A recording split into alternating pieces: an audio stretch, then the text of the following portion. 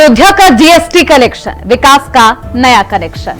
नमस्कार, आप देख रहे हैं इंडिया वॉइस और मैं हूं आपके साथ श्रुति अंगद। राम मंदिर बनने के बाद अयोध्या की तस्वीरें बदल गई है। ये वो तस्वीरें हैं जिसका इंतजार ना जाने कितने सालों से रामनगरी की जनता कर रही होगी। उत्तर प्रदेश में जीएसटी संग्रह के क्षेत्र में हो रही तेजी अब अयोध्या की एक नई तकदीर लिखेगी। अयोध्या ने एक बार फिर अपनी काबिलियत साबित करते हुए जीएसटी कलेक्शन में अब पहला स्थान हासिल किया है। वहीं दूसरे स्थान की बात करें तो इटावा, तीसरे नंबर पर मुरादाबाद, चौथे पर मेरठ, पांचवें पर लखनऊ और छठे पर गोरखपुर जोन रहा। उत्तर प्रदेश सरकार द्वारा जारी इस रिपोर्ट में खुलासा हुआ है कि अयोध्या ने मात्र 2 साल पहले की अगर उसके कंपेयर करें डेटा की तो जीएसटी संग्रह लगभग 100% बढ़ी है और पिछले वित्त वर्ष की तुलना में 35% की बढ़ोतरी हुई। यह शहर केवल धार्मिक पर्यटन का ही नहीं बल्कि अब व्यापार और आर्थिक गतिविधियों का भी केंद्र बनता जा रहा है। यहाँ व्यापारी और स्थानीय लोग इस उपलब्धि पर काफी खुश भी हैं। राम मंदिर निर्माण के बाद से यहाँ व्यापार और पर्यटन में तेजी आई, जिसका सीधा असर जीएसटी संग्रह पर भी पड़ा। स्थानीय व्यापारी बता रहे हैं कि यहाँ अब बड़े पैमाने पर निवेश भी किया जा रहा है, जिससे नए अवसर पैदा हो रहे हैं। अयोध्या और अन्य शहरों का ये प्रदर्शन राज्य की आर्थिक प्रगति की एक नई तस्वीर पेश करता है और लोगों की एक नई तकदीर भी लिखी जाएगी। लेकिन जिस तरीके से राम मंदिर बनने के बाद राम मंदिर निर्माण को लेकर विपक्षी पार्टियों ने निशाना साधा था, सरकार पर हमला बोला था, सरकार से जवाब मांगा था कि आखिरकार राम मंदिर के निर्माण से होगा क्या, किसे फायदा होगा। इससे बेहतर स्कूल या फिर अस्पताल का निर्माण कराया जाए जिससे सार्वजनिक रूप से सभी को फायदा हो। लेकिन अब जीएसटी कलेक्शन की जो रिपोर्ट सामने आई है उसमें साफ तौर पर यह दिखता हुआ नजर आ रहा है कि फायदा सभी को है, चाहे वो व्यापारी वर्ग हो, खासतौर पर जिन्हें रोजगार की तलब है, जिन्हें रोजगार की आवश्यकता है, उन्हें रोजगार प्राप्त है और व्यापारियों की जो संख्या है वो लगातार राम नगरी यानी कि अयोध्या धाम में बढ़ती जा रही है। तो राम मंदिर बना तो लोगों का विकास भी होने लगा है और भगवान राम की कृपा अर्थव्यवस्था पर भी साफ तौर पर नजर आने लगी है। यह अयोध्या की नई तस्वीरें हैं और नई तस्वीर के साथ अब लोगों ने अपनी नई तकदीर भी लिख दी है। तो यूपी की अर्थव्यवस्था पर रामलला की कृपा कहिए या फिर जो विकास कार्यों में योगी सरकार हो, यूपी सरकार हो लगी हो, उसका ये परिणाम हो। बिल्कुल अब अयोध्या की तस्वीर भी बदल गई है, लेकिन विपक्षी पार्टियां लगातार इस राम मंदिर निर्माण पर निशाना साधती रही। आपको बता दें कि राम मंदिर में श्रद्धालुओं की आने जाने की संख्या भी लगातार बढ़ती जा रही है और यात्रियों का ये बेहद मन पसंदीदा स्थल बन चुका है, धार्मिक स्थान बन चुका है। राम मंदिर घूमने के लिए, भगवान राम का आशीर्वाद लेने के लिए लोग यहां आते हैं और ऐसे में यह पर्यटक स्थल बन चुका है। पर्यटन की दृष्टि से भी अयोध्या धाम अब अर्थव्यवस्था के लिए बेहद महत्वपूर्ण है और ऐसे में यहां पर तमाम विकास कार्य भी हो रहे हैं। धरातल पर वो विकास के तमाम काम दिखते हुए, बनते हुए नजर आ रहे हैं। 500 साल बाद राम मंदिर का निर्माण हुआ। साक्षात रामलला इस मंदिर में विराजमान हुए। भगवान राम के प्राण प्रतिष्ठा हुई, आशीर्वाद मिला तो अयोध्या की तस्वीर बदल गई। जी हाँ, अयोध्या मात्र धार्मिक स्थल बनकर नहीं रहेगा बल्कि अब वो व्यापारिक केंद्र भी बन चुका है। राम मंदिर के निर्माण के बाद अयोध्या धाम का कायाकल्प हो गया। अयोध्या धाम की अब तस्वीरें बदल गई हैं और ये तस्वीर जनता के लिए बेहद सुखद है। जिस राम मंदिर के निर्माण को लेकर विपक्षी पार्टियां निशाना साध रही थी, राम मंदिर बनाने से कोई फायदा नहीं होगा ये कह रही थी और ये कह रही थी कि इससे बेहतर तो हॉस्पिटल और स्कूल और अन्य सार्वजनिक स्थलों का निर्माण करवा देना चाहिए। उस मंदिर के निर्माण पर विपक्षी पार्टियों ने काफी हमला बोला। उस मंदिर के निर्माण के बाद अयोध्या की जो नई तस्वीर सामने आई है वो बेहद खूबसूरत है। राम मंदिर के बन जाने के बाद अयोध्या का जो रेवेन्यू कलेक्शन है वो 100% बढ़ गया है। उत्तर प्रदेश सरकार द्वारा जारी ताजा रिपोर्ट में खुलासा हुआ है कि अयोध्या ने 2 साल पहले की तुलना में जीएसटी संग्रह लगभग 100% और पिछले वित्त वर्ष की तुलना में 35% बढ़ा है। ये रिपोर्ट बताने के लिए काफी है कि रामनगरी केवल धार्मिक पर्यटन का ही नहीं बल्कि अब व्यापार और आर्थिक गतिविधियों का भी केंद्र बनता जा रहा है। यहाँ व्यापारी और स्थानीय लोग इस उपलब्धि पर काफी खुश हैं। राम मंदिर के निर्माण के बाद से यहाँ व्यापार और पर्यटन में तेजी आई है, जिसका सीधा असर जीएसटी कलेक्शन पर भी देखने को मिल रहा है। स्थानीय व्यापारी ये बता रहे हैं कि यहाँ काफी निवेश हो रहा है, जिससे नए अवसर पैदा हो रहे हैं। अयोध्या और अन्य शहरों का ये प्रदर्शन राज्य की आर्थिक प्रगति की नई तस्वीर पेश करता है। रिपोर्ट के अनुसार किस जिले को कौन सा स्थान मिला है, अब आप ये जान लीजिए। तो जीएसटी कलेक्शन रिपोर्ट के अनुसार अयोध्या को पहला स्थान मिला है, इटावा को दूसरा, तीसरे नंबर पर मुरादाबाद, चौथे पर मेरठ, पांचवें पर लखनऊ और छठे पर गोरखपुर जोन को जगह मिला है। बहरहाल अब कोई कुछ भी कहे, रामलला के विराजमान हो जाने के बाद अब अयोध्या की तस्वीर बदल गई है, उसके हालात भी सुधर गए हैं। साथ ही साथ अयोध्या में लगातार विकास कार्य पर ध्यान दिया जा रहा है, जो कि जनता के लिए अच्छी खबर है। मेरी report, India voice.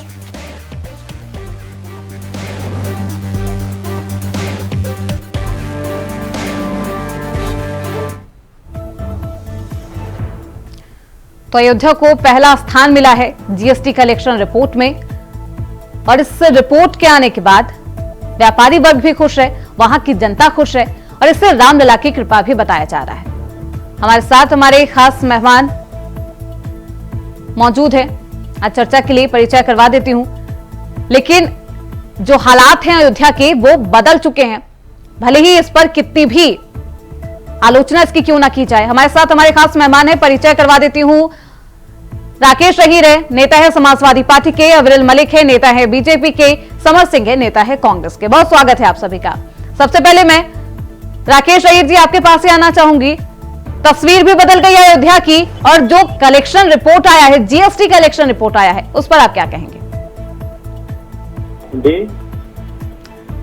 Rakesh Ahir जी, आपको आवाज आ रही है?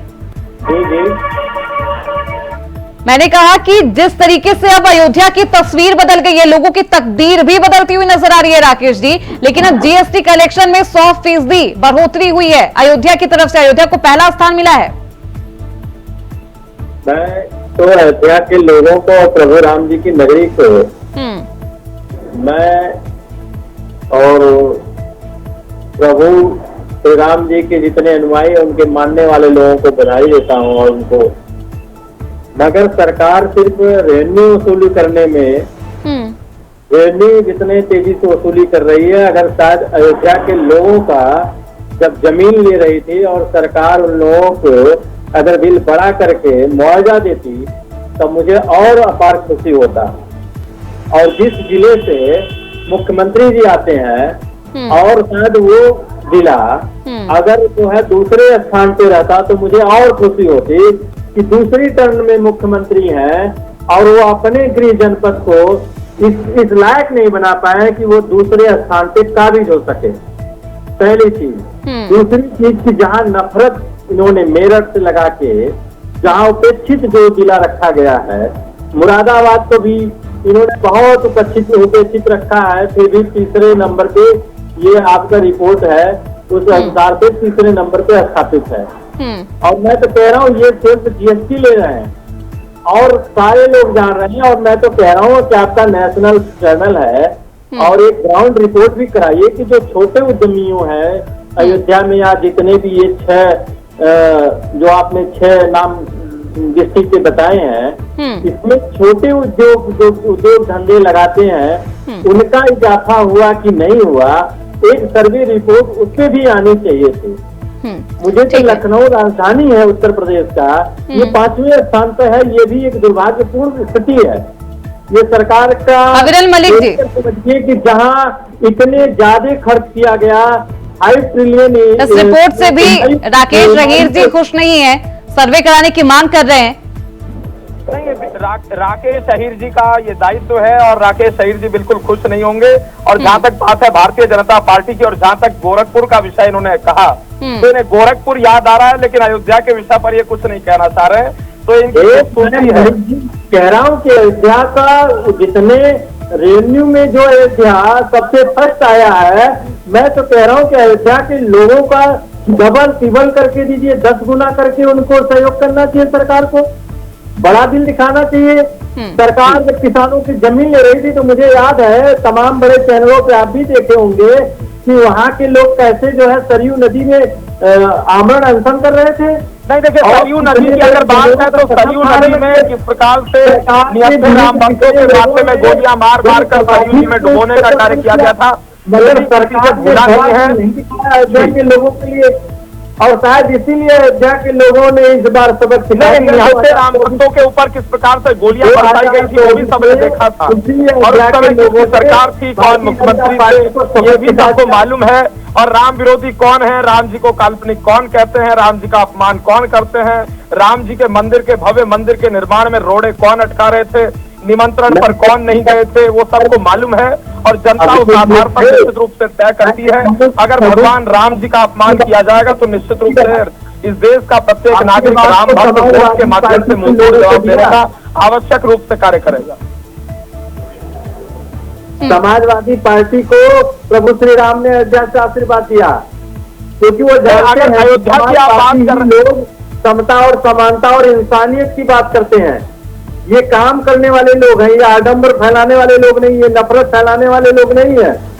इनका दिल बड़ा है। मैंने कहा कि आप दिल वहाँ बड़ा दिखाए होते तो आपका डबल इंजन का सरकार था, आप दिल्ली में स्पष्ट रूप से भारतीय जनता पार्टी का बड़ा दिल निश्चित रूप से हर जगह दिखाते हैं। भारतीय जनता पार्टी सबके सम्मान करने वाली पार्टी है। उसके साथ साथ अगर आप भारतीय जनता पार्टी की बात कर रहे हैं, उत्तर प्रदेश की सरकार की बात कर रहे हैं, माननीय मुख्यमंत्री योगी आदित्यनाथ जी की बात कर रहे हैं, या फिर आप अयोध्या के विषय पर जानकारी ग्रहण करना चाहते हैं, तो कम से कम समाजवादी पार्टी को देखना चाहिए, समझना चाहिए कि किसके कालखंड में कोठारी बंदियों की निर्मम हत्या होती है। मलिक जी वो खबर पढ़ लेते कि जो इंडियन एक्सप्रेस में खबर छपी थी, नहीं, कोठारी बंधुओं की निर्मम हत्या होती है, उस विषय पर भी बोलना आवश्यक है। समाजवादी पार्टी को इस विषय पर भी स्पष्टीकरण मुहैया कराना चाहिए।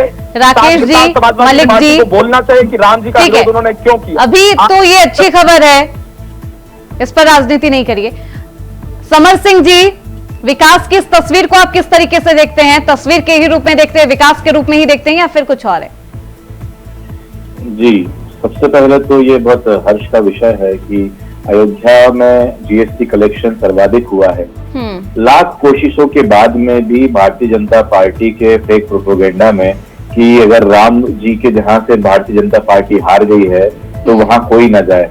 काफी नेताओं के और काफी लोगों के हमने बयान सुने कि आप अयोध्या जाना, दर्शन करना, लेकिन फूल मत खरीदना, टेम्पो ऑटो में मत चलना, बसों की सवारी मत करना, होटलों में मत रुकना। और कई लोगों ने, आपको बयान आपके पास में नहीं है तो आपको मैं लिंक सेंड कर दूंगा डिबेट के बाद में, कि आप देख लीजिएगा। पर भारतीय जनता पार्टी के लोगों ने, इनके नेताओं ने, इनके कार्यकर्ताओं ने इस प्रकार का प्रोपेगेंडा फैलाया था। दूसरी बात, देखिए कर वसूली की जहां तक बात है, भाजपा ने फैलाया था, बीजेपी की तरफ से फैलाया गया था। ये बिल्कुल किसी प्रकार का ऑफिशियल स्टैंड नहीं है भारतीय जनता पार्टी का। मैं ऑफिशियल नहीं तो आपके कार्यकर्ता और आपके नेताओं ने तो कहा। अब आप प्रधानमंत्री ना कहें तो क्या हुआ, बाकी सब लोगों ने तो यही करा दी है वहां पर। आप देखिए काफी समय तक जो है रामलला का जो मंदिर था वो उसके प्रांगण खाली रहे, होटलों के अंदर नहीं। रिपोर्ट से हमने बहुत देखी है। देखिए आप इस बात से श्रुति जी नकार नहीं सकती। और दूसरी बात कर की करता हूं मैं, तो जो कर है, जो लगान है, वो तो अंग्रेजों ने भी खूब वसूला, लेकिन दिया क्या इस देश को, वो सोचने वाली बात है, वो समझने वाली बात है। आज बताइए 28 लाख दीपक जब बुझे थे तब लोग वहां पर तेल इकट्ठा कर रहे थे अपना दैनिक दिनचर्या और खाना बनाने के लिए। ये वहां का विकास दर है। भारतीय जनता पार्टी के कार्यकाल के अंदर इवेंट्स होते हैं, कार्यक्रम होते हैं, वाहवाही होती है, लेकिन जीएसटी का जो कोई भी लाभ जो है वहां की जनता को नहीं मिलता है। आप बताइए कि केंद्र से जीएसटी जो है कितना पेंडिंग है उत्तर प्रदेश में? आपकी रिपोर्ट में आप बताइए श्रुति जी, आपसे प्रश्न है ये, आपके चैनल से प्रश्न है ये कि कितना पेंडिंग है, वो बताएं आप। और राम मंदिर की बात आप मत कीजिए। राम मंदिर का सबसे पहले ताला खुलवाने का काम जो है वो स्वर्गीय राजीव गांधी जी ने करा था। अगर आपको इस बात का ज्ञान ना हो तो आपको बता दूंगा। और ये क्योंकि संवैधानिक विषय था, किसने बताया? देखिए आप ये बेफिजूल की बात नहीं कीजिए। आपको बताइए कि कितना जो केंद्र से बकाया है जीएसटी जो लेना है। आप ये बताइए राम जी को काल्पनिक आखिर किसने बताया और हिंदू? अरे हमने तो नहीं बताया, किसने किया? आप तो जीएसटी के विषय में बात करिए ना, आप जीएसटी के विषय में बात कीजिए ना। आप जीएसटी देखिए, कर जो है श्रुति जी, जो लगान तो अंग्रेजों ने भी खूब वसूला है, तो उससे कोई फायदा भारत को नहीं हुआ। फायदा तो क्या है, भारतीय जनता पार्टी और उनके लोगों का होता है। फिर करने वाले लोग हैं, भारतीय जनता पार्टी और लोगों का होता है जीएसटी कर। अरे इनको चुप कराइए जरा, तो देखिए आप डिबेट की मर्यादा को बना के रखें। कार्य करती है। अनिल मलिक जी जवाब देने के समय जवाब दीजिएगा, पहले सुन लीजिए फिर जवाब सबके विकास की बात करती है। भारतीय जनता पार्टी वो पार्टी है जो अयोध्या का विकास करती है। इस विषय हम नहीं बोलेंगे मैडम, चाहिए। अगर आप इनको अविरल मलिक जी, शासनकाल के दौरान अविरल मलिक जी आप चर्चा में हैं, ठीक है अविरल मलिक जी। पता नहीं कैसे रट के आया था, बिना रुके बिना सांस लिए। मैं रट के नहीं आता हूँ, मैं तो पूछ रहा हूँ, बताइए हिंदुओं को चुप क्यों नहीं हो जाते भैया, दूसरों को तो सुन लो। हिंसा किसने बताया? हिंदुओं को हिंसा किसने बताया? हिंदुओं का दूसरों को सुन लो। देखिए अब बात हो रही, यही समस्या है भारतीय जनता पार्टी। देखिए हिंदुओं को हिंसक बताते हैं, हिंदुओं को सत्य बोलने वाला बताते हैं। हिंदू आतंकवाद शब्द का प्रयोग पूर्व केंद्रीय गृह मंत्री, तत्कालीन गृह मंत्री सुशील कुमार शिंदे जी के द्वारा किया जाता है। नहीं, आपकी शादी प्रज्ञा पे आतंकवाद के आरोप नहीं लगे क्या? आप मना करते हो इसको? आप शायद काला कोट पहन के बैठे, शायद मुझे लगता है। श्रीमान आप वकील हैं, आप बताइए क्या उनके ऊपर आरोप नहीं लगे? लगे हैं आरोप, उनके ऊपर केस चल रहा है। तो ठीक है, आतंकवाद से वो भगवा आतंकवाद है। अब उसको हरा आतंकवाद बोलो, नीला आतंकवाद बोलो, पीला आतंकवाद बोलो, काला आतंकवाद बोलो, समझे मेरी बात को। कोई अपमान किसी का नहीं होता है। ईश्वर को कोई फर्क नहीं पड़ रहा है, भारतीय जनता पार्टी के लोगों को चलेगा। आपसे प्रश्न पूछा, आप वकील है और आप इस बात से नहीं क्या शादी निंदा करता हूँ। क्या प्रज्ञा ठाकुर को आतंकवादी कहना गलत है? क्या प्रज्ञा ठाकुर को आतंकवादी कहना गलत है? क्या प्रज्ञा ठाकुर को आतंकवादी कहना गलत है? नहीं, देश के लिए पूर्ण रूप से हाँ बिल्कुल गलत है। और नहीं, देश के लिए समर्पित आतंकवादी का केस नहीं चल रहा है। मेंबर ऑफ पार्लियामेंट थी वो, इस बात को आप जान। अरे वो होंगी तो आतंकवादी अगर मेंबर ऑफ पार्लियामेंट बन जाए तो क्या साफ सुथरी सभी का हो जाएगा क्या? बहुत लंबा हो जाएगा। उस केस पे जाऊंगा, वो आज का मुद्दा नहीं है। आप मेरे ऊपर पर्सनल अटैक करिए, मुझे चलेगा, मुझे कोई दिक्कत नहीं है। अरे मैंने आपसे पूछा कि आपने काला कोट पहना है, तो मैं पूछ रहा था कि आपने फैशन में पहना है कि आप वकील है? अगर आप वकील है भाई साहब, तो आपको तो इस बात की जानकारी होगी ना कि शादी प्रज्ञा पर जो है वो आतंकवाद का मुकदमा चल रहा है। तो बात श्रीमान भाई हमारे हो रही है कर की। यहाँ पर मैंने एक बात कही, छोटी सी सुनिए ना, नहीं लीगल फील्ड से जुड़ा होना गलत नहीं है। आप लीगल फील्ड से अगर जुड़े हुए हैं, मैं खुद भी लॉ ग्रेजुएट हूँ। आपकी जानकारी के लिए बता दूं, मैं खुद भी लॉ ग्रेजुएट हूँ। लीगल फील्ड मैं आपसे सिर्फ प्रश्न पूछ रहा हूँ। मैं आपसे सिर्फ प्रश्न पूछ रहा हूँ कि देखिए कभी कोई व्यक्ति जिसको लॉ की जानकारी नहीं है वो ये बोल सकता है कि आतंकवाद शब्द का प्रयोग शिंदे जी ने किया था कि नहीं किया था? सुशील कुमार शिंदे की बात कर रहा हूँ। हिंदू आतंकवाद की भगवा आतंकवाद बोला होगा? नहीं, आप जाकर एक बार देख लीजिए, सर्च कर लीजिए, आपको मालूम पड़ जाएगा। तो अगर वो हिंदू आतंकवादी के कार्य करेगा तो हिंदू आतंकवाद कहलाएगा, वो क्रिश्चियन अगर आतंकवादी का कार्य करेगा तो क्रिश्चियन आतंकवादी कहलाएगा, वो मुस्लिम आतंकवादी का काम करेगा मुस्लिम आतंकवादी कहलाएगा। तो इसमें आतंकवादी, अब जैसे मान लीजिए कि ड्रग्स का कोई धंधा करता है भारतीय जनता पार्टी का व्यक्ति। अभी जैसे मध्य प्रदेश के अंदर ड्रग्स की खेप पकड़ाई, उसके अंदर आपकी भारतीय जनता युवा मोर्चा का एक नेता था, वो पकड़ाया, तो क्या उसको भारतीय जनता पार्टी का ड्रग डीलर नहीं कहा जा सकता? आधार पर नहीं कर सकते। भारतीय जनता पार्टी इस बात को अलाउ नहीं करेगी कि आप हिंदुओं को टारगेट करें, आप भगवान पे टारगेट करें। हम तो चाहते हैं कि कोई भी इस देश में टारगेट ना हो। नहीं तो चाहते हैं कोई भी देश में, सुनिए मेरे भाई मेरी बात सुने, कोई भी टारगेट ना हो। टारगेट हो इस देश की गरीबी, तो टारगेट हो इस देश की शिक्षा, टारगेट हो।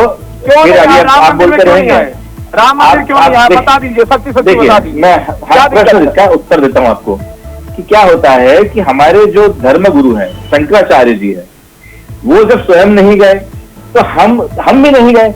हमारे धर्मगुरु का नरेंद्र मोदी है कि अमित शाह है, तो जब वो उनके कहने पे नहीं जाएंगे, हमारे धर्मगुरु कहेंगे कि हमें जाना है तो हम शाश्वत दंडवत होकर जाएंगे। भारतीय जनता पार्टी हमको नहीं जाना, हम नहीं जाएंगे जब तक हमारे शंकराचार्य जी का आदेश नहीं होगा, हम नहीं जाएंगे। हम कट्टर हिंदू हैं, सरकार का हम कट्टर हिंदू हैं, वो हम कार्यक्रम था, सबका कार्यक्रम था। नहीं, हमारे अगर शंकराचार्य जहाँ हमारे धर्म के वरिष्ठ लोग नहीं जा रहे हैं, आप ऐसा मानिए। प्रमोद जी के ऊपर आप क्या कहेंगे?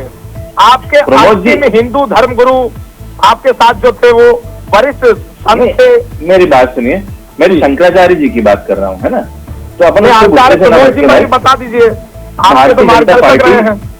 भारतीय जनता पार्टी मुद्दे से भटकाना बहुत अच्छे से जानती है।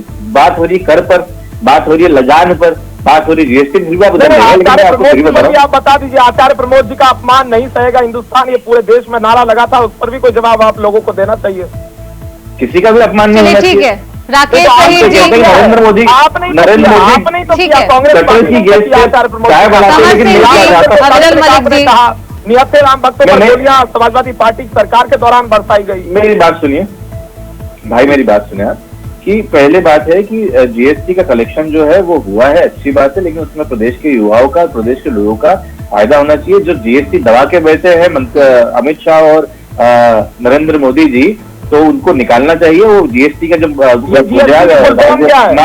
राहुल गांधी उत्तर प्रदेश के जीएसटी के पैसे से महाराष्ट्र में विधायक न खरीदे, मध्य प्रदेश में विधायक न खरीदे। हम चाहते हैं कि उत्तर प्रदेश को मिले, समर सिंह जी ठीक है, उत्तर प्रदेश को अब मिले। वापस आऊंगी। ठीक है, देखिए आप बोर्ड से राकेश अय्यर जी, जहाँ तक बात है हम आपके सहयोगी दल कह रहे हैं कि जीएसटी तो अंग्रेजों के शासन में भी होता था, ये लोग फायदा तो जनता को नहीं पहुंचा। ठीक है अब्दुल मलिक जी रुक जाइए। मैं कह रहा हूँ थोड़ा अब्दुल मलिक भाई सुने, मैं तो काफी टाइम से सुन रहा था, बहुत झूठ बोल। अब्दुल जी सुन लीजिएगा इस बार। मैं कह रहा हूँ कि डबल इंजन की सरकार है और जीडीपी इनकी जो है 8.1 से लुढ़क के फिर आ गई 5.4 पे। ये इनका जीडीपी है, पहली चीज। दूसरी चीज इन्होंने जो एमआई किया था उत्तर प्रदेश में 5 ट्रिलियन का, इन्होंने इतना रोजगार दे दिया उत्तर प्रदेश में। जैसे समर भाई ने कहा कि अभी अयोध्या में ये लोग बहिष्कार कर रहे थे, जब समाजवादी पार्टी को प्रभु श्री राम ने आशीर्वाद दे दिया और अवधेश पासी वहां से सांसद बन गए, तो इन्होंने पेट्रोल मत लीजिए, फूल माला मत लीजिए, प्रसाद मत लीजिए। मैं कह रहा हूं कि ये लोग काम नहीं करते हैं। मैं कह रहा हूं नमक बताइए, गरीब और बहुत कमजोर तबका का लोग खाते हैं नमक, जिसके लिए गांधी ने यात्रा की थी नमक पे कर हटाने के लिए। इन्होंने नमक पे टैक्स लगा दिया, इन्होंने कफन पे टैक्स लगा दिया। कहते हैं ये सूती कपड़े है, सूती कपड़ा है इसलिए इस पे टैक्स लगता है। अभी अब्दुल मलिक जी गूगल मार के भी देख लीजिएगा। टैक्स जब ये लोग हिंदू करते हैं, और मैं फिर आज कह रहा हूँ कई डिबेट में मैं कह रहा हूँ कि ये ना हिंदू के हैं, नहीं ये मुसलमान के हैं, ये सिर्फ कुर्सी के लिए है, और कुर्सी इनकी कैसे सेफ रहे। लेकिन यहाँ पर हिंदू मुस्लिम की बात नहीं हो रही है, विकास की बात हो रही है। जीएसटी कलेक्शन की रिपोर्ट में अयोध्या नंबर 1 पर है। ठीक है, इसका मतलब विकास तो हुआ, इस बात से तो आप हाँ अभी अब्दुल मलिक और कलेक्शन जो है, जैसे ही मैं बोलता हूँ नहीं राकेश जी, ठीक है आप बोलिए पहले। जीएसटी कलेक्शन जो है विकास का पैमाना नहीं है, पहली बात तो ये। मैं कह रहा हूँ विकास जो है अंग्रेजों ने करा। ठीक है फिर, ठीक है समर सिंह जी, अभी आपने कहा कि फिर तो देखिए गोरखपुर में क्या हुआ है, राजधानी लखनऊ का आपने जिक्र किया कि वहां पर तो जीएसटी और नीचे पायदान पर है। आप न्यूट्रल होकर हमारी बात सुनिए जरा। नहीं कि आप समर सिंह जी आप ये आरोप नहीं लगा सकते। मैंने आप दोनों का बात, मुझे लगता है मैंने बीच में कुछ कहा ही नहीं होगा। समर सिंह जी जब आप बोल रहे होंगे, अब्दुल मलिक जी बोल रहे होंगे, मैं आपसे आरोप नहीं लगा रहा हूँ, मैं आपको मतलब है ना एक ब्लैंक होकर सुनने की बात बोल रहा हूँ। मैं बिल्कुल न्यूट्रल होकर ही सुन रही हूँ, क्योंकि मैं यहाँ पर किसी पार्टी से नहीं हूँ। और सुनिए पत्रकार होने के नाते समर सिंह जी मैं तो सवाल पूछूंगी ही, आप जवाब दें नहीं जवाब दें ये आप पर निर्भर करता है। हम राकेश जज्बे को भी सलाम करते हैं, लेकिन मैं चाहता हूं कि आप जो इंडिया वॉइस है ये जानकर आपके प्रधान मुख्यमंत्री से पूछे कि जो जीएसटी हमने कलेक्ट करके दिया है वो उत्तर प्रदेश में क्यों नहीं आ रहा है। आपकी तो जिम्मेदारी है प्रश्न पूछने की। मैंने प्रश्न नहीं पूछा है, मैंने आप पर कोई भी आरोप नहीं लगाया, कोई भी एलिगेशन नहीं लगाया है। समर सिंह जी बिल्कुल परेशान नहीं हुई, मेरा वो काम नहीं है कि मैं एलिगेशन लगा दूं। ठीक है राकेश अय्यर जी, उत्तर प्रदेश में क्यों नहीं आता जीएसटी? समर सिंह जी, समर सिंह जी आप पूछिए ना उनसे, जब बारी आएगी तो सबसे सवाल पूछा जाएगा। राकेश अय्यर आपको पूछना चाहिए। ठीक है राकेश, बिल्कुल बिल्कुल ठीक है राकेश अय्यर जी, क्या बोलूं बताइए आप। बिल्कुल ये विकास की तस्वीर दिख रही है कि नहीं दिख रही है? मैं कह रहा हूँ विकास की तो ऐसी तस्वीर दिख रही है कि 500 जो मल्लाह समाज के बिरादरी के लोग घर चलाते थे नौका विहार करके, उनको बनारस से हटा दिया गया, वो गुजरात से क्रूज आ गई। वो 500 लोग कहाँ जाएंगे? पहली चीज वो तो रजिस्टर्ड है, इसलिए मैं आंकड़ा दे रहा हूँ 500। कितने बिना रजिस्टर्ड के बेचारे अपनी जीविका चलाते थे, पहली चीज। दूसरी चीज जो मंदिरों में प्रसाद यहाँ के लोकल बनाते थे बनारस में, लाल पेड़ा वगैरह, अब वो टेंडर गुजरात को मिल गया। मैं कह रहा हूँ कि अब जीविकोपार्जन तो जितने लोकल डिस्ट्रिक्ट के जो होम डिस्ट्रिक्ट जिनका है, जहाँ की लोकल संस्कृति है, वो तो खत्म हो गई। वहाँ सिर्फ मार्केटिंग किया जा रहा है, और मार्केटिंग कौन कर रहा है? बड़े उद्योगपति आके कर रहे हैं, छोटे उद्योगपति खत्म होते जा रहे हैं। और रही बात कि ये लोग तो कलम, पेन, पेंसिल और स्वास्थ्य जैसी चीजों पे टैक्स लेते हैं।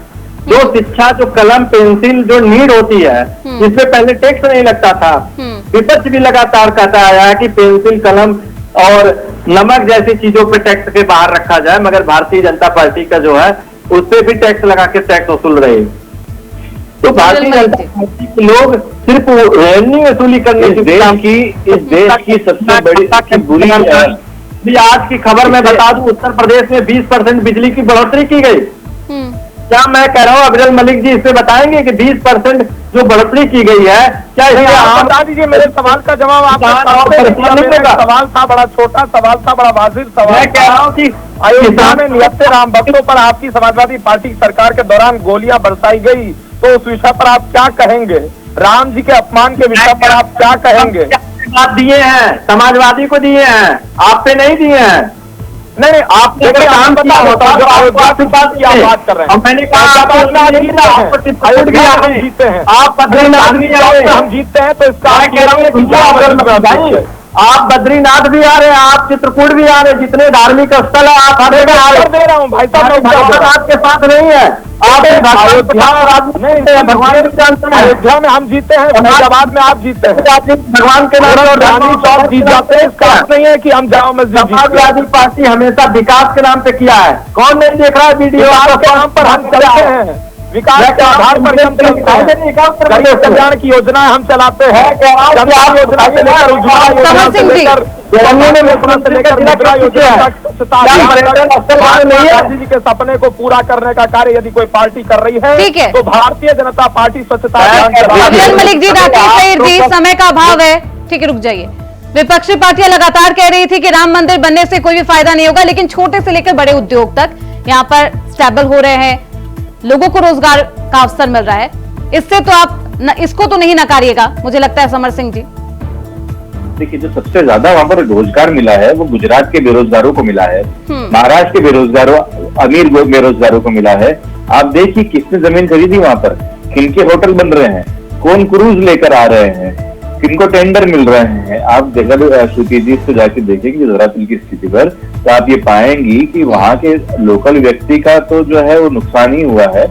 जो छोटी मोटी रेडी पटरी जानने वाले लोग थे और उनके सामने बड़े बड़े रेस्टोरेंट की चुनौती है। जो हमारे माझी समाज के लोग थे जो नाव चलाते थे, उनकी जगह पर अब क्रूज चलेगा। जो टेंडर की हमारे राकेश सहीर भाई ने बात कही है, तो ये सच है। आप जाके देखिए वहां पर क्या अयोध्या के आदमी ने खरीदी क्या जमीन होटल बनाने के लिए? 5 सितारा होटल जो बन रही है, कोई अयोध्या का व्यक्ति है उसके अंदर। चलिए, जीएसटी कलेक्शन की रिपोर्ट तो आ गई है, लोगों का विकास भी हो रहा है और विकास आगे कितना आगे बढ़ता है देखना बेहद दिलचस्प होगा। बहुत शुक्रिया, समय का अभाव है समर सिंह जी, पूरा पक्ष आपका नहीं सुन पाऊंगी। अफजल मलिक जी, राकेश सहीर जी, समर सिंह जी, चर्चा में बने रहने के लिए, अपना वक्त देने के लिए बहुत शुक्रिया सभी का। तो अयोध्या धाम अब बदलता हुआ नजर आ रहा है, विकास की नई ऊंचाई पर पहुंचता हुआ, क्योंकि जीएसटी कलेक्शन की रिपोर्ट में अयोध्या को पहला स्थान मिला है, जिसकी तारीफ भी हो रही है और ऐसे में लगातार विकास का कार्य किया जा रहा है अयोध्या में।